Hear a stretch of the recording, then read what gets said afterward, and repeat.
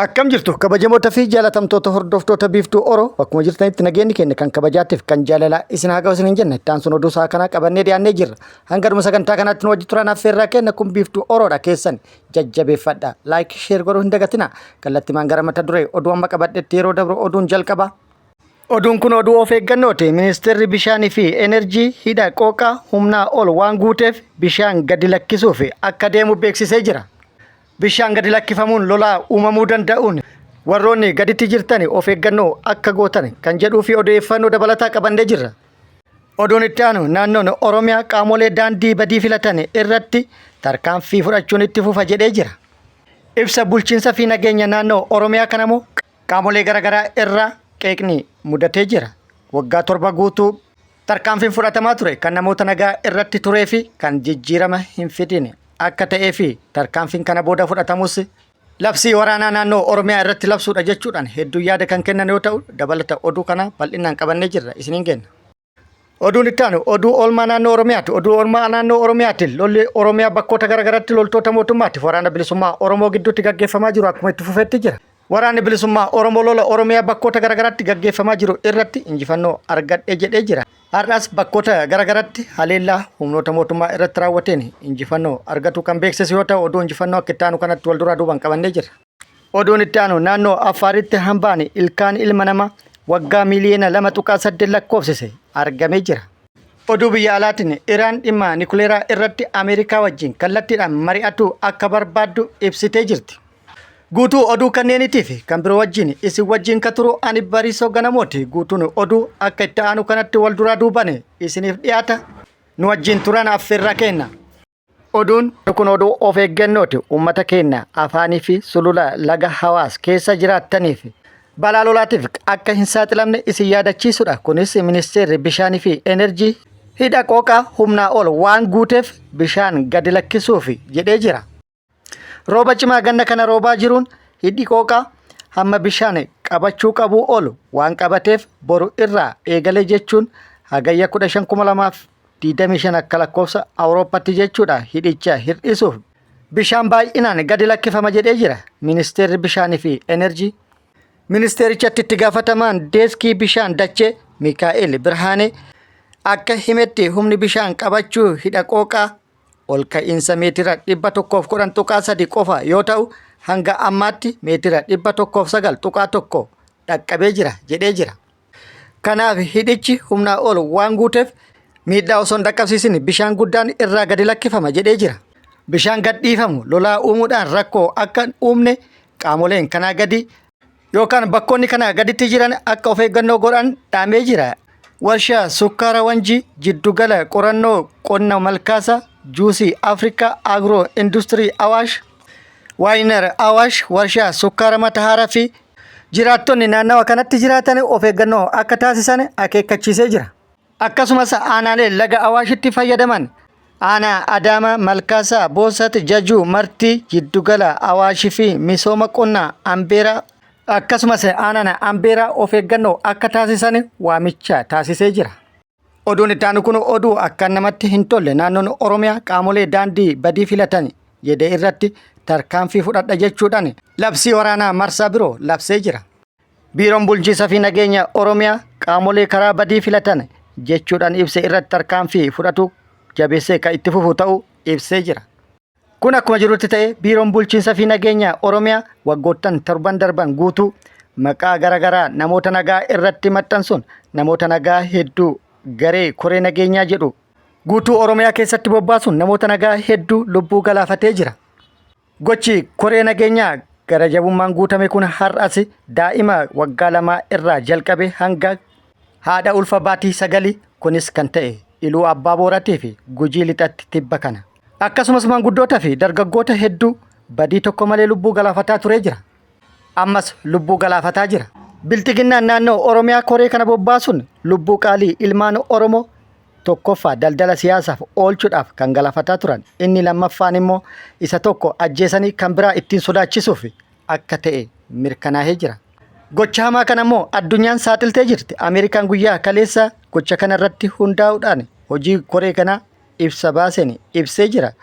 Ameerikaan guyyaa kaleessaa jechuun hagayya 13,2025 Ibsa karaa ministeera dhimma alaa Ameerikaatiin baasteen Oromiyaa keessatti garee koree nageenyaa jedhu kana bobbaasuudhaan lubbuun namoota nagaa hedduun galaafatamaa kan ture akka ta'e, namoota koree kana lubbuun galaafataman akka fakkeenyatti Jaalbattee Urgeessaa kaasuudhaan akkasumas sarbamiinsi hamaa mirga namoomaa raawwatamaa kan jiruu fi raawwatamaa kan ture ta'uu dhaabbilee mirga namoomaa hedduu fi miidiyaalee hedduu wabeeffatuudhaan ifoomsee jira. Ibsi mootummaan Ameerikaa baase kun kan isa aarsee fi aarii keessa kan gale mootummaan naannoo Oromiyaa Ameerikaan ibsa kana maaliif nurratti baafte? Ammas maal fiddi jechuudhaan karaa biiroo bulchiinsa fi nageenya naannoo Oromiyaatiin waraana biraa labsanii jiru.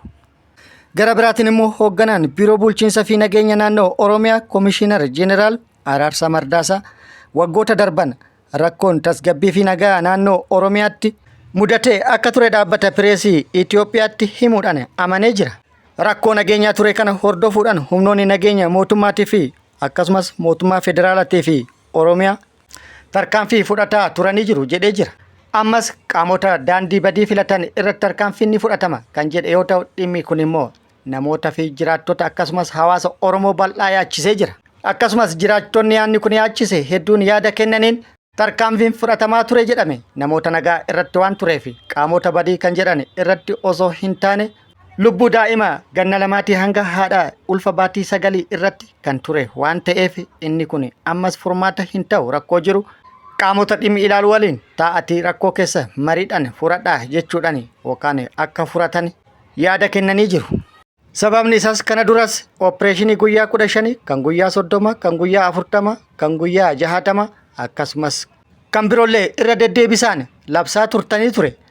Jijjiiramni dhufe hin jiru. Ammas dibbee waraanaa nurratti hin dhayinaa rakkoo jiru mariidhaan furadhaa jedhamee jira. Oduun itti aanu oduu oolmaa Oromiyaati. Oduu oolmaa Oromiyaati. Lolli Oromiyaa bakkoota garaagaraatti loltoota mootummaatiif waraana bilisummaa Oromoo gidduutti deemaa jiru akkuma itti fufetti jira. Waraanni bilisummaa Oromiyaa bakkoota garaagaraatti haleellaa humnoota mootummaa irratti raawwataa jiru cimsee itti fufuun miidhaa guddaa irratti dhaqqabsiisaa kan jiruu fi injifannoo irratti argatuudhaan humnoota mootummaa bakkoota hedduutti hojiin ala taasisaa jira jedhee jira.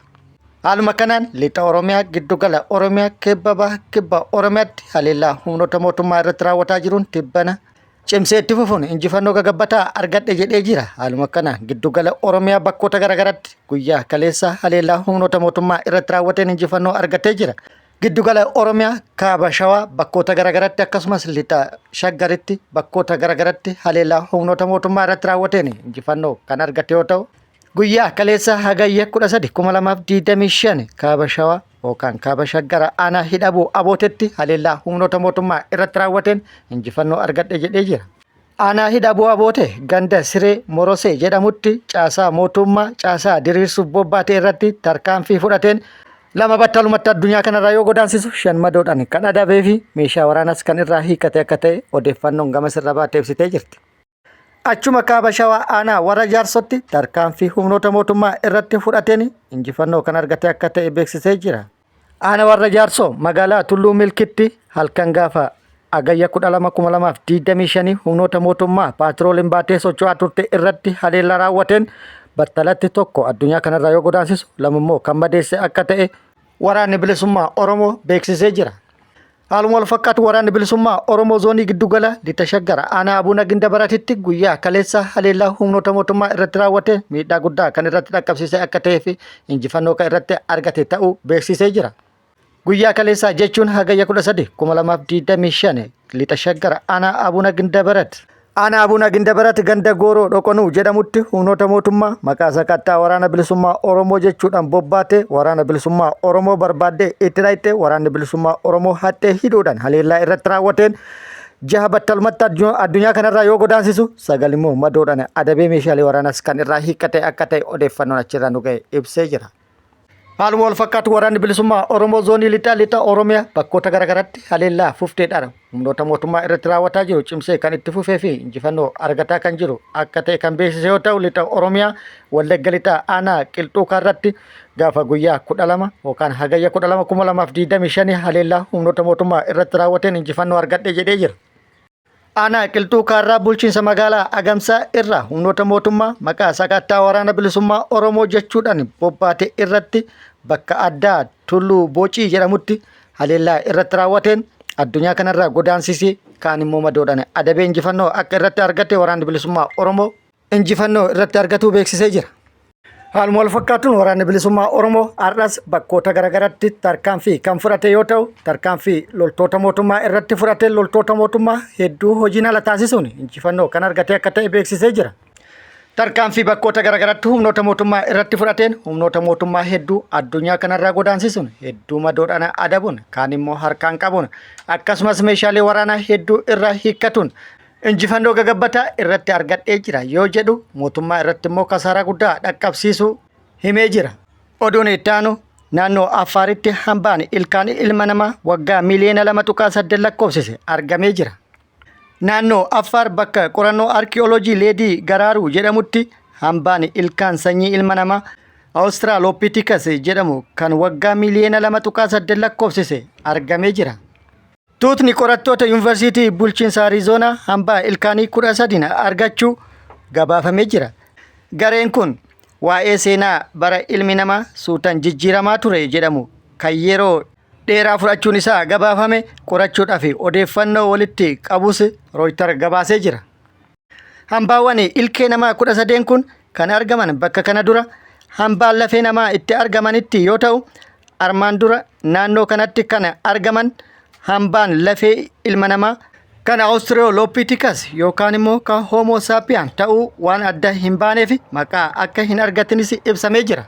Oduu biyya alaatiin Iraan Ameerikaa waliin kallattiidhaan haala dantaa kiyya eege irratti yookaan eeguu irratti ni mari'adha jettee jirti. Iraan sagantaa niikuleeraa isii irratti Ameerikaa waliin kallattiidhaan mari'achuuf qophii ta'uu beeksiftee jirti. Haalli jiru sirrii yoo ta'e Ameerikaa waliin kallattiidhaan marii niikuleeraa gaggeessuu ni dandeessi jechuudhaan miidiyaaleen mootummaa kibxata darbe gabaasanii jiru. Haa ta'u malee gaafine Ameerikaan Iraan guutumatti yuuraaniyeemii badhaadhina akka dhaabdu gaafatte qoosadha jettee jirti. Iraan sagantaan niikuleeraa isii kan jalqabe bara 1967 teeknooloojii beekumsa deeggarsa siyaasaa fi hayyama Ameerikaatiin. Amma immoo guutumaan guututti akka dhaabdu gaafataa kan jirtus Ameerikaa ta'ee Iraan immoo dhimma madda annisaatiif itti fayyadama jechuudhaan mormii keessa kan seenan yoo ta'u, akka gabaasa dhiyeenya kana Teheraan irraa bahee fi Aljazeeraa, Reuters fi miidiyaaleen addunyaa birootiin gabaafametti Iraan dhimma niikuleeraa yeroo ammaa kana dantaa isii eeguu fi haala walqixa ta'een mari'achuuf qophii ta'uu karaa itti aanaa muummicha ministeera isiitiin beeksiftee jirti. Deebina Ameerikaa immoo maal akka ta'e eeggamaa jira.